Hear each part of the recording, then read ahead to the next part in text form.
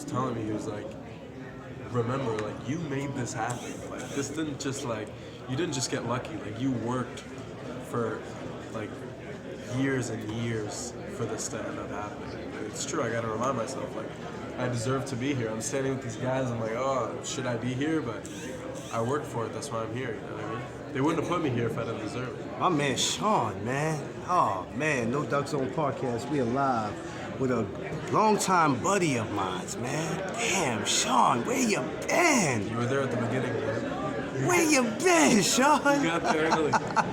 Yes, man. What was it? The first time was 2021. I can't remember exactly where we were at, but it was something different about you. And I remember looking to somebody that was next to me. I said, well, goddamn, this kid could fight. He may not be everybody's favorite, but he damn sure got potential, man. But what's been going on, Sean? Damn, this is our first one together, too, man. Yeah, I mean, I competed nonstop for the last 4 years to make this happen. You know, I had my last amateur fight in October, and after that, I was like, you know, I'm done with the amateurs. I was graduating college. I was like, either I get like a corporate job or I pursue the boxing thing. And Yeah. this opportunity came up, and I'm like, yo, if I get this, I'm going full steams ahead. And Yeah. this is amazing. This is some of the best Irish boxers on the planet. Guys that I've looked up to for years. Yeah. Standing beside them, gonna fight alongside them, and it's an honor. It's amazing. Yeah, man. You know what was so crazy is that when I saw you up there, I didn't recognize you because I'm like, yo, you know, when I saw you the last time, I was like, Sean got the short hair, you know what I mean? I see you now, you got your hair long, the trench coat. You done switched up on me. I said, he done got the facial hair, he had the baby hair. You look like a lawyer right now, man. But how does it feel to be here, though, man? I mean, what is the feeling like? What are you feeling right now at this moment, though? It's a mix of being nervous because it's like my first, you know, professional rodeo. Yeah. And a mix of like, hell yeah, I'm here. I'm meant to be here, you know. So I'm just like half calm, half excited, but just trying to feel that balance in between the two, and that's how you succeed, you know, in the ring. So. How much did being involved in amateur boxing help you get to this point? Yeah, I mean, obviously you need to start with the amateurs to get to the pros. So, yeah, I mean, you know, the amateur system is what gets you ready for the pros. Yeah. Did you ever see yourself? Did you ever take the time to think that, damn, you know, I'll be here at the theater in Madison Square Garden, not as a fan, but actually somebody who's going to be, you know, debuting? I mean, yeah, came a long way. I was here exactly a month ago to watch Keyshawn Davis fight for a world title against Barinchik, and I was looking around and I was like, oh my god, I'm gonna fight in front of all these people in a month's time. But yeah, I've been visualizing this since a kid. Like, this has always been my dream. I always knew I could do it if I set my mind to it and just worked as hard as I could, and things happened how they did, and I'm super happy and grateful that they did. Yeah, because, you know, we know boxing, the sport of boxing is not easy. You could easily get discouraged. Yeah. You know, everybody doesn't have that it factor. Today you could feel like doing it. Tomorrow it could be effort. You know what I mean? It all depends on how your mindset is set up. And it's funny because I remember the last time me and you saw each other, we was in the Melrose Ballroom a while back. Correct me if I'm wrong. Was it the SBC? Yes. Yeah. Was the I last fought there time? twice for the Fought there SBC. twice.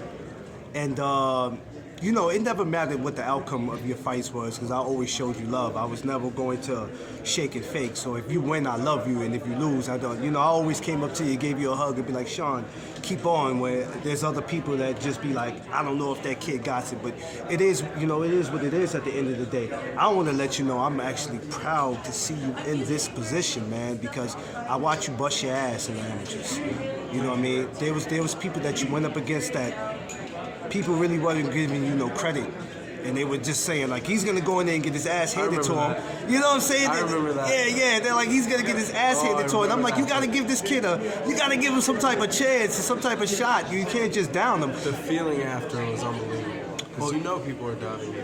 Yeah. Well, what do you think they're gonna think now when they see you in Thank you, this? Freddie. Nice to meet you. What do you think they're gonna think now seeing you in Freddie it? Yeah, Rose. Freddie. Yeah, that's my man, Freddie. I love Freddie. Hey, listen, ain't it amazing to be standing here and to see legends like that? But what do you think the fans are gonna think That's now? the most famous boxing trainer. Oh yeah, he is. He's one of my. Like literally. He's actually one of my favorite. I met him like 8 years ago as like a fan. Like, hey, and he Does he walks remember? out and he's Does like, he, yo, does he see you, remember Sean. that moment? Hell no. I was like 13. Like, hey, can I have a picture? I Yes. should find that picture actually. What do you think they think about Sean now? Once they see that you're making this debut, all the doubters, all the haters that always had something negative to say. There's always gonna be the doubters and the haters that are gonna say, oh, he's lucky, he got it because of this, because of that. But at the end of the day, I work my ass off, and my results speak for themselves. And the exact same thing's gonna happen on Sunday. The results are gonna speak for themselves. Yeah, man. How do you? So at this moment, right now, how are you feeling? Physically and mentally, how you I feeling? feel good. I feel really great actually. What's great about the pros is, you get to cut some water weight, so I'm actually like pretty full and feel good. Tonight's gonna be more difficult. I'm gonna cut some water, but I'm well within the weight range, and I'm super excited. Tell me how much. Not that this is important, but this is a random question. How much is it that you know about your opponent? If you did any homework on him? Yeah, so there have been a few switch-ups. One guy failed an eye test and stuff like that, so I had an original opponent who was a Dominican guy from Massachusetts, but there was a switch-up. There's a new guy now. I don't know too much about him. He's had a pro fight before, so he'll be experienced with it. But yeah, I mean, we'll see. It is what it is. As long as he makes weight and I make weight, the fight will happen, and I'll be doing my studying in the next few days, kind of watching his style and how he fights, and ready to put on a show. What was the phone call like? When you got the phone call that you're gonna be debuting on here. I mean, just signing with 360 Promotion. I mean, a lot of people who don't know about this promotion, to them it's like, where did they come from?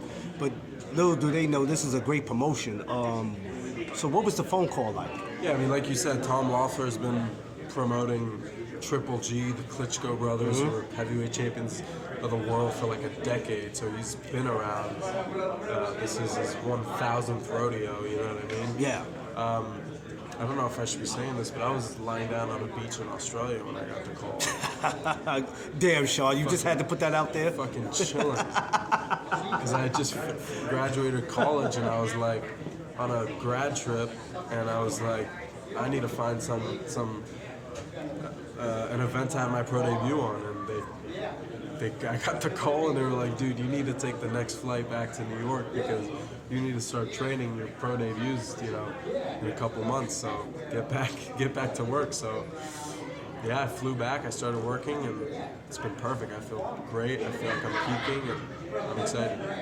Yeah, that's a beautiful thing. I just wanted to tell you, I'm happy for you, man. Congratulations, and I'm definitely going to be tuning in Sunday, man. And hopefully for future fights, man, we got to make sure we stay in contact, man. And so we could definitely, because I know you'll be back. I have a feeling you're going to be back here at the Garden again, and there's going to be a day. Next time it'll be in the main arena. You know what? You Not heard only that? that, I Clip think that. Clip that. Play it. Yeah, I got that. Play it. Boom. I definitely will do that. And I have a feeling you'll be back as a headliner one day. Hell yeah. One day you'll be back as a headliner. So for all the doubters, hey, this man will be back. Pay attention to him. Tell all your friends, or not so much your friends, but the fans and the followers, where they can find you. Find me on Instagram and TikTok. Same username, SEANOBRDBXG. Yeah, just watch my stuff. I'm only going to keep growing, so hop on the boat now while you can. Definitely, Sean. I appreciate you. I ain't gonna hold you too long, man. You know what I mean? I know you got business to attend to, man. But I appreciate this, and we're definitely gonna do this again. And hopefully, after Sunday, we gotta definitely do this again, man. Oh, yeah. Either I have to come to your gym or whatever, wherever you at. We'll definitely do this again, brother. But I appreciate you. Thank you for everything, man. All right, brother.